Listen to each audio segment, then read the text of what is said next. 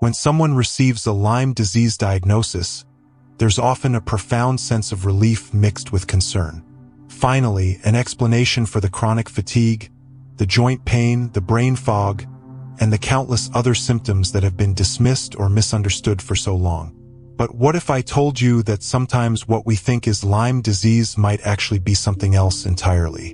What if the real culprit isn't a bacterial infection, but rather a nervous system that has become trapped in a state of chronic trauma response? This isn't to dismiss the reality of Lyme disease or minimize anyone's suffering, but rather to explore a fascinating connection that Gabor Maté's work helps us understand about how trauma can manifest in our bodies in ways that mirror infectious diseases. The human body is remarkably intelligent, yet it can also become confused when it's stuck in survival mode for extended periods. When we experience trauma, particularly developmental trauma or chronic stress, our nervous system can become dysregulated in ways that create very real, very physical symptoms. These symptoms often include the exact constellation of issues that people associate with Lyme disease: chronic fatigue, joint pain, cognitive difficulties, sleep disturbances, and a general sense of feeling unwell. The challenge is that both conditions can present so similarly that even medical professionals sometimes struggle to differentiate between them. Gabor Maté's extensive research shows us that trauma doesn't just live in our minds or our memories, it literally reshapes our biology. When we're in a chronic state of fight, flight, or freeze, our immune system becomes overactive in some ways and underactive in others. Our inflammatory responses go haywire, our stress hormones remain elevated, and our bodies essentially forget how to return to a state of calm and repair. This dysregulation can create symptoms that are indistinguishable from those caused by actual infections or autoimmune conditions. Consider this: when your nervous system is stuck in trauma, your body is essentially living as if it's under constant threat. Your immune system is on high alert, producing inflammatory responses even when there's no real danger present. Your digestive system shuts down because your body thinks it needs to conserve energy for fighting or fleeing. Your sleep becomes disrupted because your system believes it's not safe to fully rest. Your cognitive function becomes impaired because your brain is dedicating so much energy to scanning for threats that it has little left over for complex thinking. The symptoms that emerge from this state of chronic nervous system dysregulation can be remarkably similar to those of Lyme disease. Both conditions can cause debilitating fatigue that doesn't improve with rest. Both can create joint pain and muscle aches that seem to migrate throughout the body. Both can cause cognitive symptoms like brain fog, difficulty concentrating, and memory problems. Both can disrupt sleep patterns and create mood changes. The physical manifestations are so similar that it's entirely understandable why someone might receive a Lyme diagnosis when what they're actually experiencing is the somatic expression of unresolved trauma. This doesn't mean that Lyme disease isn't real or that people are imagining their symptoms.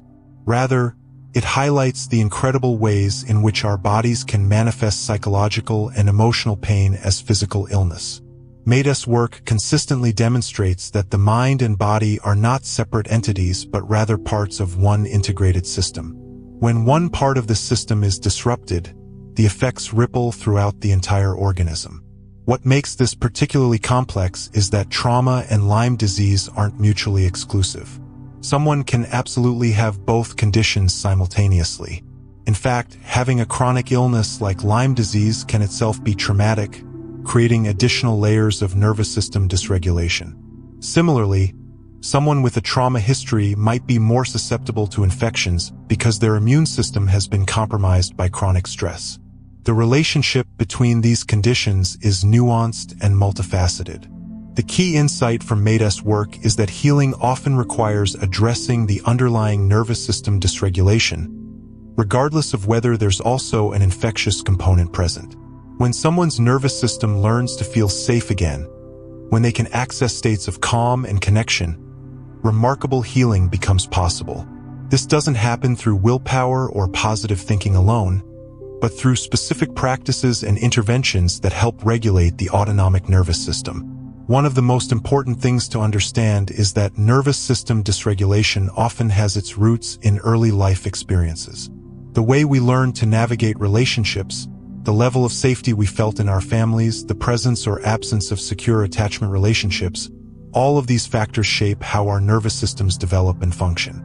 When these foundational experiences include trauma, neglect, or chronic stress, our nervous systems can become wired for survival rather than growth and healing. This early programming doesn't just disappear when we become adults.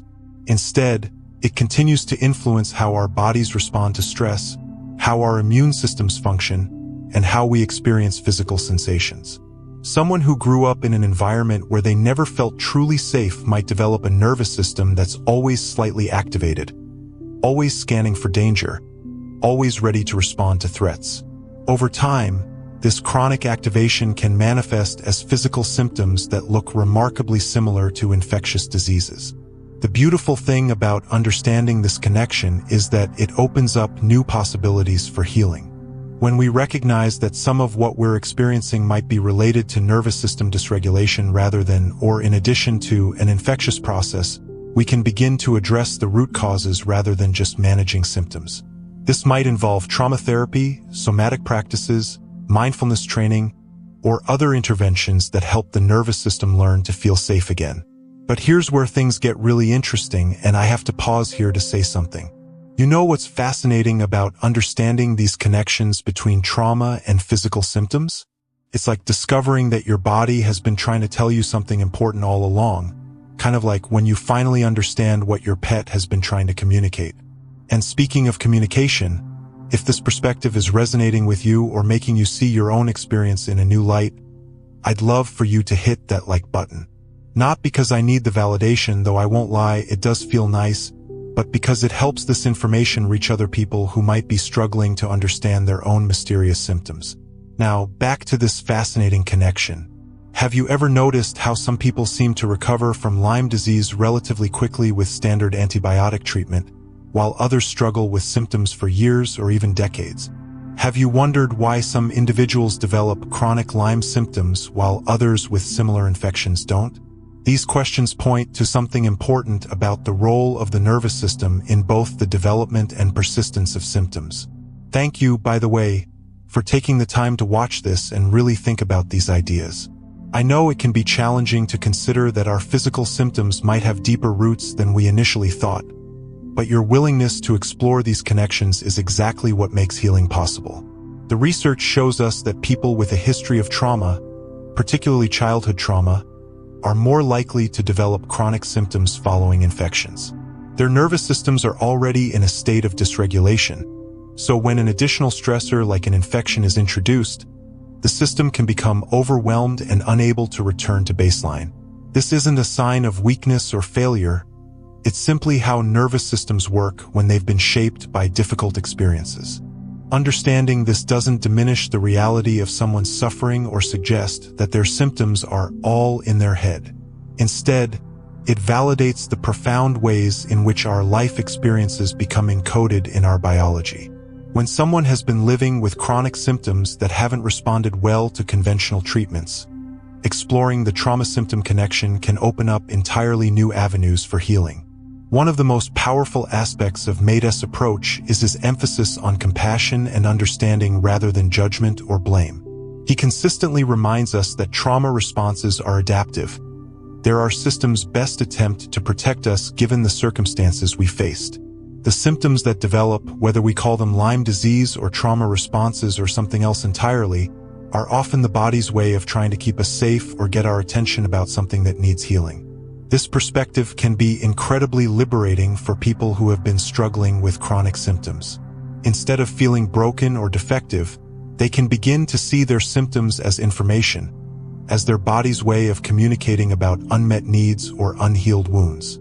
This shift in perspective alone can be profoundly healing, as it moves people out of a victim mentality and into a place of empowerment and possibility. The healing process for nervous system dysregulation often looks different from treating an infection with antibiotics. It typically involves slower, more gradual changes that happen as the nervous system learns new patterns of response.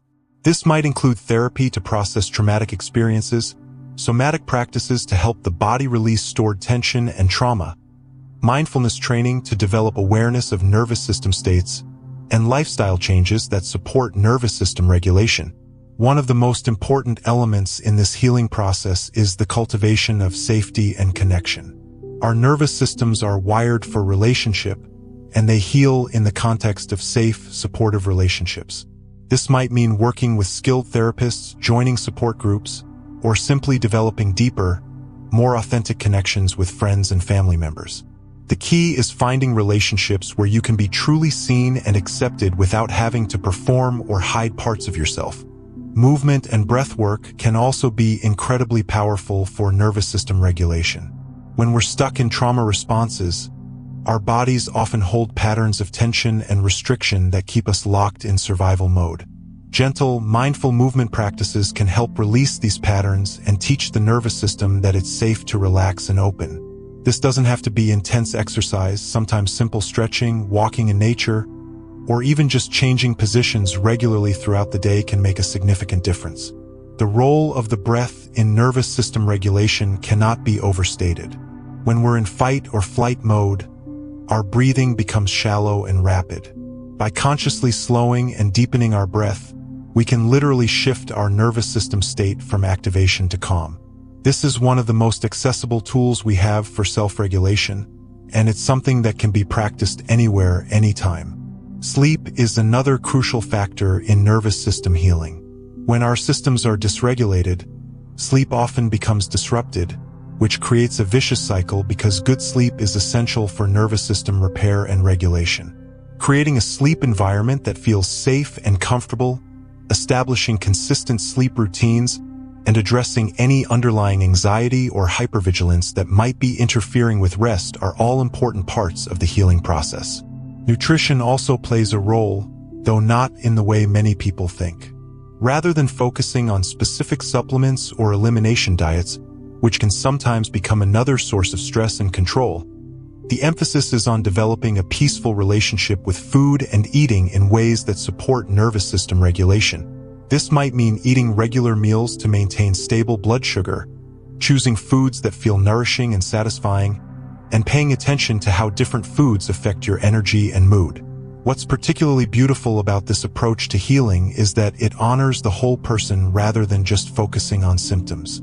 It recognizes that we are complex beings with rich inner lives, meaningful relationships, and unique histories that all influence our health and well-being. When we address nervous system dysregulation, we're not just trying to eliminate symptoms, we're trying to create conditions where the whole person can thrive. This doesn't mean that conventional medical treatment should be abandoned. If someone has Lyme disease, they may well need antibiotic treatment. If someone has other medical conditions, they should absolutely work with healthcare providers to address those issues. The point is that healing often requires a both-and approach rather than an either-or mentality. We can address potential infections while also supporting nervous system regulation. We can treat symptoms while also exploring deeper root causes. The process of differentiating between Lyme disease and nervous system dysregulation isn't always straightforward, and it often requires working with practitioners who understand both conditions. Sometimes the best approach is to address both possibilities simultaneously, supporting the immune system's ability to fight infections while also helping the nervous system learn to regulate and feel safe. As we near the end of our exploration today, I want to reflect on what this understanding means for anyone who's been struggling with chronic, mysterious symptoms.